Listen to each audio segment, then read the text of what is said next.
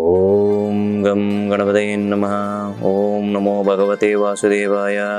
ಓಂ ನಮಃ ಶಿವಾಯ. ಓಂ ಶ್ರೀಮಾತ್ರೇ ನಮಃ. ಸಮಸ್ತ ಈ ಸಂಜೆ ವಾಹಿನಿ ವೀಕ್ಷಕರಿಗೆ ನಾನು ನಿಮ್ಮ ಆಚಾರ್ಯ ಬಾಲಸುಬ್ರಹ್ಮಣ್ಯ ಮಾಡುವ ಅನಂತ ನಮಸ್ಕಾರಗಳು. ವೀಕ್ಷಕರೇ, ಮಾಸ ಭವಿಷ್ಯ 2026 ಫೆಬ್ರವರಿ ತಿಂಗಳ ಒಂದು ವಿಶೇಷವಾದಂತಹ ಮಾಸ ಭವಿಷ್ಯ ಕಾರ್ಯಕ್ರಮಕ್ಕೆ ಸ್ವಾಗತ. ಈ ಒಂದು ಮಾಸದಲ್ಲಿ ಮಾಘ ಮಾಸವು ಸಹ ಜರುಗುವಂಥದ್ದು. ಎಲ್ಲರೂ ಸಾಧ್ಯ ಆದರೆ ಮಾಘ ಸ್ನಾನವನ್ನು ಮಾಡಿ, ತುಂಬ ಒಳ್ಳೆಯದಾಗುತ್ತೆ, ಆರೋಗ್ಯ ವೃದ್ಧಿ ಆಗುತ್ತೆ, ನಿಮ್ಮ ಮನಸ್ಸು ಸಹ ನಿರಾಳವಾಗುತ್ತೆ ಅಂತ ಹೇಳಿದೆ ಶಾಸ್ತ್ರ. ಇನ್ನು ನೇರವಾಗಿ ಬರುವಂಥದ್ದಾದರೆ ಈ ಮಾಸದಲ್ಲಿ ಕುಂಭರಾಶಿಯಲ್ಲಿ ಪಂಚಗ್ರಹ ಕೂಟ ಜರುಗುತ್ತೆ. ವಿಶೇಷವಾದಂಥದ್ದು 17-18ನೇ ತಾರೀಕು. ದಯವಿಟ್ಟು ಸ್ವಲ್ಪ ಅಲರ್ಟ್ ಆಗಿದ್ದರೆ ತುಂಬ ಒಳ್ಳೆಯದು. ಎಲ್ಲ ರಾಶಿಯವರೆಗೂ ಇದು ಸೂಕ್ಷ್ಮವಾದಂತಹ ವಿಚಾರವನ್ನು ನಾನು ತಿಳಿಸ್ಕೊಡ್ತಾ ಇದ್ದೀನಿ. ನೋಡಿ ವೀಕ್ಷಕರೇ, ಮಿಥುನ ರಾಶಿ ಒಂದು ವಿಶೇಷವಾದಂತಹ ದ್ವಿಸ್ವಭಾವ ರಾಶಿ ಅಂತ ಹೇಳ್ತೀವಿ. ಅಂದರೆ ಡ್ಯೂಯಲ್ ಮೈಂಡ್ ಜಾಸ್ತಿ ಇರುವಂಥ ರಾಶಿ ಮಿಥುನ ರಾಶಿ. ಈ ಮಿಥುನ ರಾಶಿಯವರ ಒಂದು ರಾಶಿ ಭವಿಷ್ಯ ಈ ಒಂದು ಫೆಬ್ರವರಿ ತಿಂಗಳಲ್ಲಿ ಹೇಗಿರುತ್ತೆ ಅನ್ನೋದು ನೋಡೋಣ. ಪ್ರಮುಖವಾಗಿ ರಾಶಿಯಲ್ಲೇ ಗುರುವಿನ ಒಂದು ಸಂಚಾರ. ರಾಶಿಯಲ್ಲಿ ಗುರುವಿನ ಸಂಚಾರ ಮಾಡಬೇಕಾದ್ರೆ ಏನು ಹೇಳ್ತದೆ ಶಾಸ್ತ್ರ ಅಂದರೆ, ಸ್ವಲ್ಪ ತಿರುಗಾಟ ಜಾಸ್ತಿ. ಅಂದರೆ ಯಾವ ಒಂದು ಕೆಲಸ ಮಾಡೋಕೆ ಹೋದ್ರೂ ಸ್ವಲ್ಪ ಕನ್ಫ್ಯೂಸ್ ಆಗುವಂಥ ಸಾಧ್ಯತೆಗಳು ಸಹ ಇರ್ತದೆ. ಕೇಂದ್ರವೂ ಸಹ ಆಗುತ್ತೆ. ಗುರುವಿಗೆ ಏನಾಗುತ್ತೆ, ಕೇಂದ್ರ ಆದಾಗ ನಿಮ್ಮ ಒಂದು ಕಾಳಜಿ ಒಂದ್ರ ಮೇಲೆ ಇತ್ತು ಅಂದರೆ ಬೇರೆದ್ರ ಕಡೆ ಹೋಗ್ತಾ ಇರ್ತದೆ. ಬೇರೆ ವಿಚಾರದ ಬಗ್ಗೆ ನಿಮ್ಮ ಒಂದು ಡೈವರ್ಷನ್ ಚೇಂಜ್ ಆಗುವಂಥ ಸಾಧ್ಯತೆ ಹೆಚ್ಚಾಗಿರ್ತದೆ. ಸೊ ಆ ಕಾರಣದಿಂದ ಯಾವ ಒಂದು ಕೆಲಸ ಕಾರ್ಯಗಳು ಮಾಡೋಕೆ ಹೋದ್ರೂ ಅಡೆತಡೆಗಳು, ಬ್ರೇಕಪ್ ಆಗುವಂಥ ಸಾಧ್ಯತೆಗಳಿರ್ತದೆ.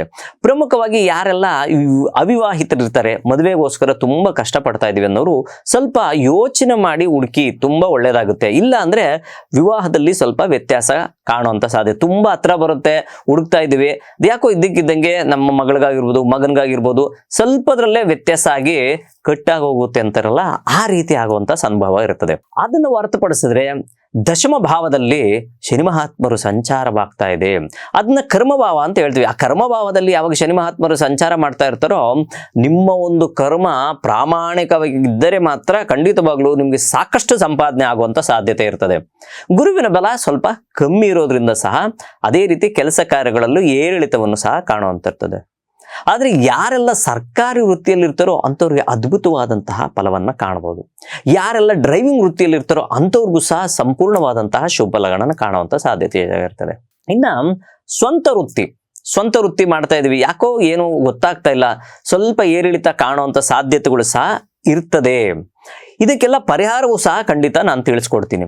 ಇನ್ನು ಓದುವಂತಹ ಮಕ್ಕಳಾಗಿರ್ಬೋದು, ಓದುವಂಥ ಮಕ್ಕಳು ಬೇರೆಯವರ ಸಪೋರ್ಟ್ ತಗೊಂಡ್ರೆ ತುಂಬ ಒಳ್ಳೇದಾಗುತ್ತೆ. ಸಪೋರ್ಟ್ ಅಂದರೆ ಟ್ಯೂಷನ್ ಆಗಿರ್ಬೋದು, ಅಥವಾ ತಂದೆ ತಾಯಿಗಳ ಮಾತುಗಳು ಕೇಳ್ಕೊಂಡು, ಅಥವಾ ನಿಮ್ಮ ಫ್ರೆಂಡ್ಸ್ ಹತ್ರ ನೋಟ್ಸ್ ಇಸ್ಕೊಂಡು ಬರ್ಕೊಳ್ಳೋವಂಥದ್ದು, ಅಥವಾ ಅವ್ರ ಹತ್ರ ಗೊತ್ತಿಲ್ಲದಂಥ ವಿಚಾರವನ್ನು ತಿಳ್ಕೊಳ್ಳೋವಂಥದ್ದು ಮಾಡಿದರೆ ಖಂಡಿತವಾಗ್ಲೂ ಓದುವಂಥ ಮಕ್ಕಳಿಗೂ ಸಹ ಸಂಪೂರ್ಣ ಶುಭ ಫಲಗಳನ್ನು ಕಾಣ್ಬೋದು. ಇನ್ನು ಪರಿಹಾರ ರೂಪಕವಾಗಿ ಏನಾದರೂ ಇದೆಯಾ ಅನ್ನೋದಾದರೆ ಖಂಡಿತವಾಗ್ಲೂ ಅದ್ಭುತವಾದಂತಹ ಪರಿಹಾರವನ್ನು ನಾನು ತಿಳಿಸ್ಕೊಡ್ತೀನಿ. ಓಂ ನಮೋ ಭಗವತೆ ವಾಸುದೇವಾಯ ನಮಃ. ಈ ಮಂತ್ರವನ್ನ ಪ್ರತಿನಿತ್ಯ ಎಷ್ಟು ಬಾರಿ ಆಗುತ್ತೋ ಅಷ್ಟು ಬಾರಿ, 108 ಬಾರಿ ಆದ್ರೆ 108, 21 ಬಾರಿ ಆದ್ರೆ 21, ಈ ರೀತಿ ನಿಮ್ಗೆ ಅನುಕೂಲ ಎಷ್ಟು ಆಗುತ್ತೋ ಆ ರೀತಿ ಅದು ಎಷ್ಟು ಮ್ಯಾಕ್ಸಿಮಮ್ ಆಗುತ್ತೋ ಅಷ್ಟು ಪ್ರಯತ್ನ ಮಾಡಿದ್ರೆ ಖಂಡಿತವಾಗ್ಲೂ ನಿಮ್ಮ ಜ್ಞಾನಾರ್ಜನೆ ಹೆಚ್ಚಾಗುತ್ತೆ. ಅದೇ ರೀತಿ ಆ ಲಕ್ಷ್ಮೀನಾರಾಯಣನ ಕೃಪೆ ಹೆಚ್ಚಾಗಿರ್ತದೆ. ಎಲ್ಲರೂ ಇದು ಪ್ರಯತ್ನ ಮಾಡಿ ಖಂಡಿತವಾಗ್ಲೂ ಮಿಥುನ ರಾಶಿಯವರು ಅಭಿವೃದ್ಧಿಯ ಹಾದಿ ಕಟ್ಟಿಟ್ಟ ಬುತ್ತಿಯನ್ನು ಕಾಣಬಹುದು.